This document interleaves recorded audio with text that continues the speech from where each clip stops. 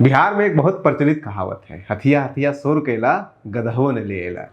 ये कहावत मैं इसलिए आपको सुना रहा हूँ क्योंकि अभी जो बजट पेश किया गया देश का, उस बजट को बजट की तरह कम मीडिया में प्रस्तुत किया गया। उस बजट को बिहार का बजट की तरह ज़्यादा प्रस्तुत किया गया। बिहार को मिले कितना ना मिले वो तो अलग बात है, वो भी बताएंगे आपको अब। लेकिन बिहार को इस बजट से बदनामी हो गई, सब लोग इसी का नाम ले रहे हैं, सब जो है वो बिहार को ही मिला है। तो हमने सोचा कि देखे जरा, कोई कुछ दे रहा है तो लेता भी तो है। तो लेने में जब हमने देखा, तो हमने जब देखा कि राज्य सरकार और केंद्र सरकार एक दूसरे को पैसा लेती है देती है, तो बिहार सरकार का कुछ पैसा तो बचा हुआ होगा केंद्र सरकार के पास लेने देने के लिए।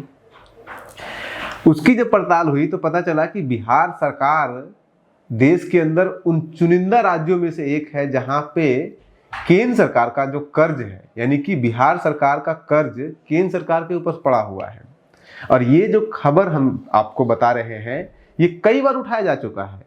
जब बिहार में महागठबंधन की सरकार थी तब भी उठाया गया है, जब इसके पहले वाली एनडीए की सरकार थी तब भी उठाया गया है। तारकेश्वर सिंह जो है, प्रसाद जो है, उन्होंने इसको उठाया है। बाकायदा पीएम कार्यालय को पत्र लिख करके 13 पॉइंट सूची बना करके दिया गया है कि देखिए हमारे इस विभाग में इतना पैसा हमने खर्च किया है और केंद्र सरकार को इतना मिलना चाहिए था, हमें अभी तक पैसा ही नहीं मिला है।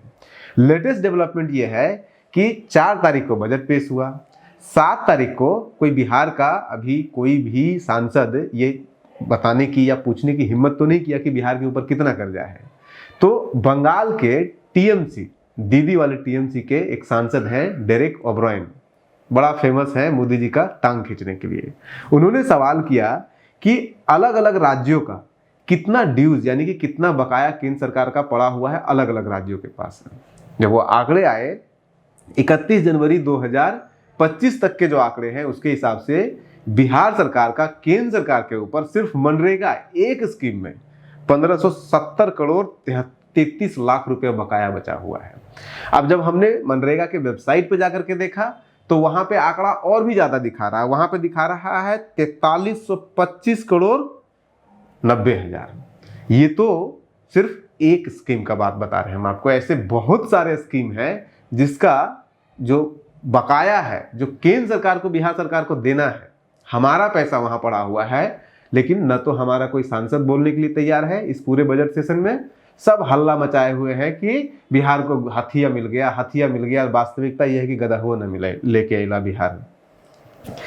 और भी आपको आंकड़े इसमें दे देते हैं। इसके पहले ये भी आपको बता देते हैं कि 2022 के जनवरी में जब तारकेश्वर सिंह प्रसाद फाइनेंस का पूरा देख रहे थे बिहार का, तो उन्होंने बिहार सरकार के अलग अलग डिपार्टमेंट से निकाल करके सारा पूरा लेखा जोखा दिया और 13 पॉइंट का सूची बना करके प्रधानमंत्री कार्यालय को सौंपा कि देखिए बिहार का इतना पैसा आपके पास पड़ा हुआ है, दे दीजिए हमको।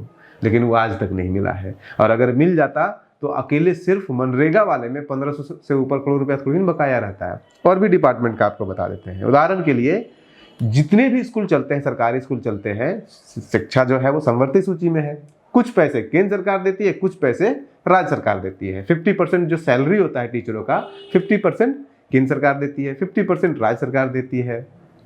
अब उसमें झोल ये देखिएगा कि जो बिहार सरकार है वो एवरेज औसत रूप से एक टीचर को 30,000 रुपये देती है।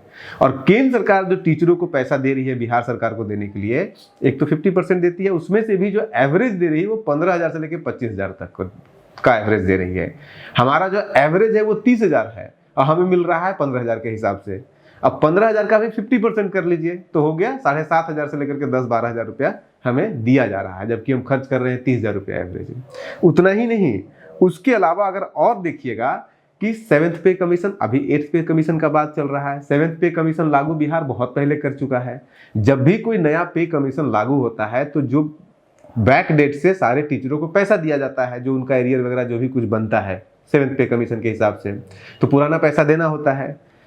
बिहार के अंदर जितने भी शिक्षक हैं उनको भी देना था पुराना पैसा 7th पे कमीशन लागू होने के बाद। तो उसमें केंद्र सरकार भी तो अपना 50% देगी और वो था लगभग 383 करोड़ 50 लाख रुपए। आज तक उसमें से 1 रुपया केंद्र सरकार नहीं दिया है बिहार सरकार को। वो हो गया। और आगे चलिए, ओल्ड एज पेंशन स्कीम चलता है। आप गांव में जाकर के घूम के देखिए, कोई भी वृद्धा से पूछिएगा कौन देता है दादी आपको पैसा, ये जो पेंशन वाला आपको मिलता है? सब कहेगा मोदी जी देते हैं। लेकिन वास्तविकता क्या है? वास्तविकता इस ओल्ड एज पेंशन की ये है कि साल 2012-13 में जो आंकड़े दिए गए थे बिहार सरकार के द्वारा कि हमारे प्रदेश के अंदर कितने ओल्ड एज पेंशन पाने वाले लोग हैं, वो थे लगभग 2,99,64,072। और इन्हीं को केंद्र सरकार पैसे दे रही है। इसमें से 50% केंद्र सरकार देती है, 50% राज्य सरकार देती है। तो इतने लोगों को ही पैसे दे रही है केंद्र सरकार 200 रुपये पर महीने के हिसाब से। बिहार सरकार उसमें 200 और ऐड करके 400 रुपये के हिसाब से देती है। अब उसमें भी देखिएगा कि 2012 से लेकर के अभी तक 2025 हो गया है। इस दौरान और भी तो ओल्ड एज पेंशन वालों की संख्या बढ़ी होगी, नया रजिस्ट्रेशन हुआ होगा, जो लोग 60 साल के नहीं थे वो अब 60 साल के हो गए होंगे। तो उसमें लगभग 1,59,30,064 नए वृद्धा पेंशन को जोड़ा गया है। लेकिन इन नए लोगों को, लगभग 1.5 लाख लोगों को, 1.5 करोड़ लोगों को केंद्र सरकार पैसा नहीं दे रही है। और ये 2012-13 से कोई इंप्रूवमेंट केंद्र सरकार ने किया ही नहीं है। जो करके गए मनमोहन सिंह जितना देते थे उतना ही आज भी केंद्र सरकार दे रही है। और देख लीजिए, पोस्ट मैट्रिक स्कॉलरशिप दिया जाता है, हर राज्य में दिया जाता है, बिहार में भी दिया जाता है। आधा केंद्र सरकार देती है पैसा, आधा राज्य सरकार देती है। उसमें से भी देखिएगा तो जो टोटल नंबर ऑफ स्टूडेंट जिनको कि ये पोस्ट मैट्रिक स्कॉलरशिप दिया जाता है बिहार के अंदर, उसका सिर्फ 1/3 जितने 3 लाख लोगों को अगर, या 3 करोड़ लोगों को, बच्चों को अगर बिहार सरकार दे रही है पैसा, तो उसमें से सिर्फ 1 करोड़ लोगों का 50% पैसा दे रही है। 2 करोड़ का 1 रुपया भी नहीं दे, 2 करोड़ छात्रों को 1 रुपया भी नहीं दे रही है। अब इसी से आप सोचिए कि क्या स्थिति है, कितना बकाया हो सकता है अगर इसको जोड़ा जाए तो।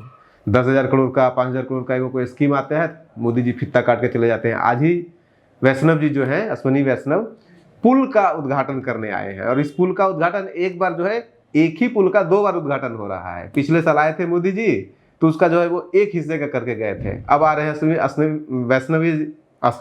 वैष्णव जी, तो वो पुल के दूसरे हिस्से का उद्घाटन कर रहे हैं। अब उसमें 4 अलग अलग रोड है, 4 रोड को कनेक्ट कर रहा है, ओवर ब्रिज है। तो हमें तो लगा कि लगे हाथ एक रास्ता का कर देते गिरिराज सिंह, एक रास्ता का वैष्णवी जी कर रहे हैं, एक रास्ता का मोदी जी कर रहे हैं, एक रास्ता का आकर के अमित शाह जी भी कर देते, 4 जगह हो जाता। लेकिन पैसा देने में इनको दर्द होता है।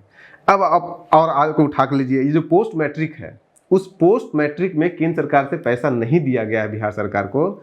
उससे सिर्फ 2018-19 में एक साल में लगभग 1,84,299 छात्रों को स्कॉलरशिप दिया ही नहीं गया, क्योंकि केंद्र सरकार पैसा ही नहीं दे रही है अब इन नए छात्रों को। यही संख्या जो है वो 2019-20 में लगभग 1,67,080 छात्रों को पैसा नहीं दिया गया। उसी तरह से 2020 के आसपास अगर आप देखिएगा तो 1,35,000 छात्रों को पैसा नहीं दिया गया, क्योंकि नया जो भी छात्र जुड़ रहा है उसमें पैसे ही नहीं देते हैं, सिर्फ 1/3 को पैसा देते हैं। वो 3 लाख, 3.5 लाख, 4 लाख स्टूडेंट को पैसा दिया जाता है, और उसमें से 1 लाख लोगों को वो पैसा देते हैं। इसी तरह से ओबीसी और ईबीसी छात्रों को भी पैसा दिया जाता है।